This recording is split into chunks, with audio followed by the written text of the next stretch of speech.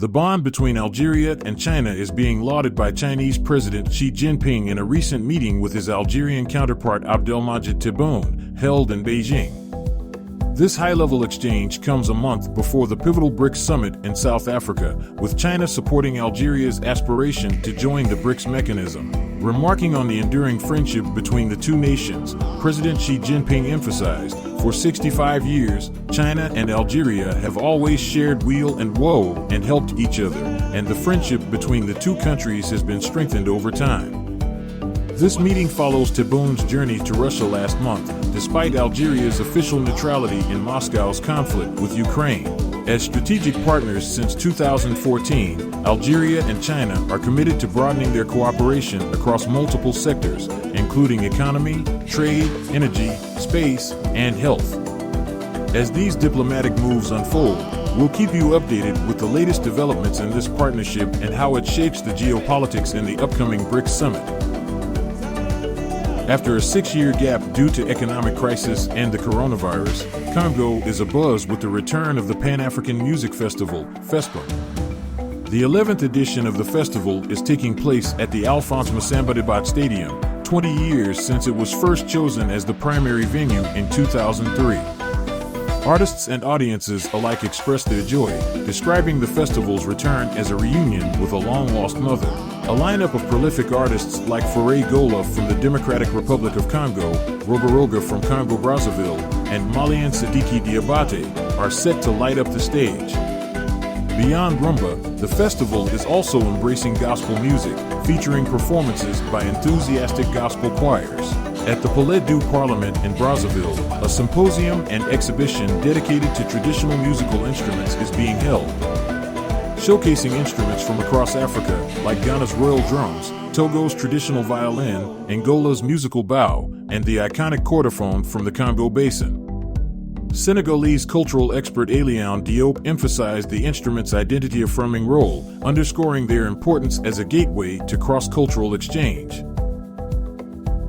Nigerian farmers, particularly in the far north of the country, are battling the twin challenges of increasing climate extremes and escalating violence, which are posing serious obstacles to the nation's push for self-sufficiency in wheat production. Local farmer and community leader Abubakar Salisu laments over the alarming surge in heat and erratic rainfall patterns over the past 3 years, factors that have been detrimental to crop growth, reducing wheat yields by half. The issues are exacerbated by the ongoing conflict in the region, adding to a wider food security crisis in Nigeria, now underlined by supply chain disruptions caused by the war in Ukraine. With Nigeria heavily reliant on grain imports, the increasing food prices and weakening currency is putting further pressure on Africa's largest economy. While the government is making efforts to boost domestic grain production through loan programs to farmers, progress is stalled by severe weather conditions and resource-driven clashes between farmers and cattle herders. The nation's shortfall in wheat production remains significant, unable to bridge a supply gap of over 5 million metric tons.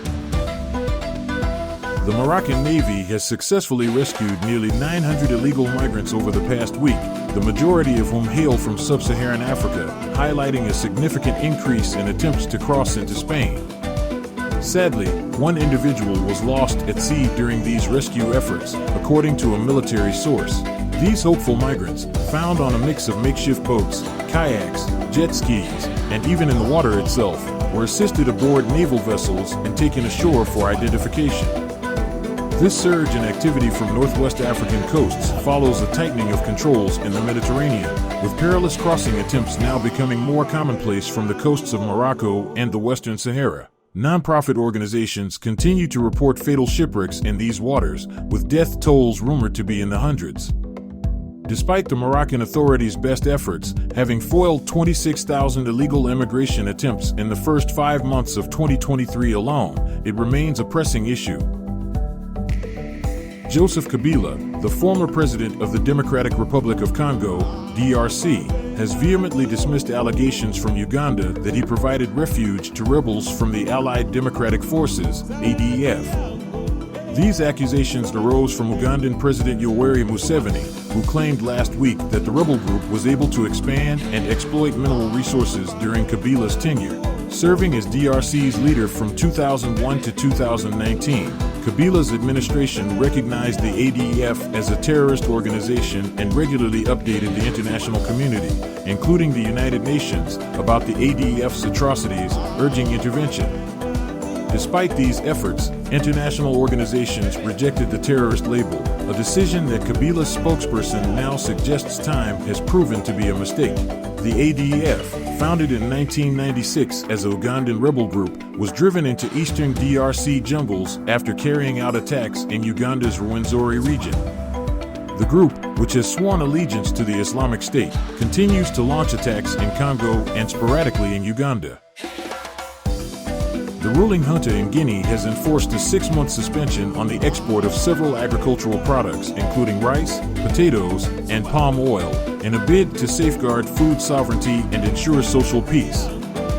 This move comes amid concerns about stock preservation prior to the next harvest cycle, according to the Guinean Ministry of Trade.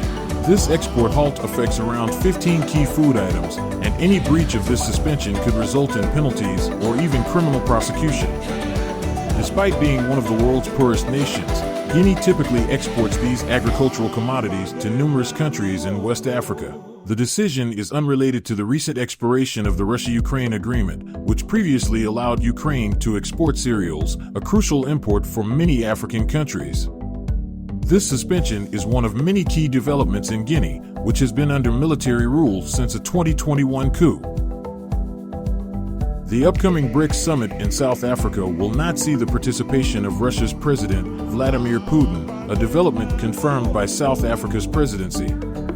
Russian Foreign Minister Sergei Lavrov will be representing Russia instead, attending alongside the heads of Brazil, India, China, and South Africa.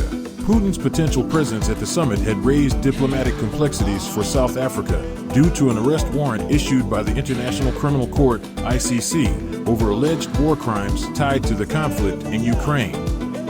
As a member of the ICC, South Africa would be duty-bound to arrest Putin if he were to appear in person. South Africa's President Cyril Ramaphosa had requested exemption from the ICC for arresting Putin, asserting it would be tantamount to a declaration of war. The Kremlin has since clarified that it didn't suggest arresting Putin would mean war. South Africa maintains neutrality over the Russia-Ukraine conflict, endorsing dialogue, but its close ties to Moscow have invited Western criticism.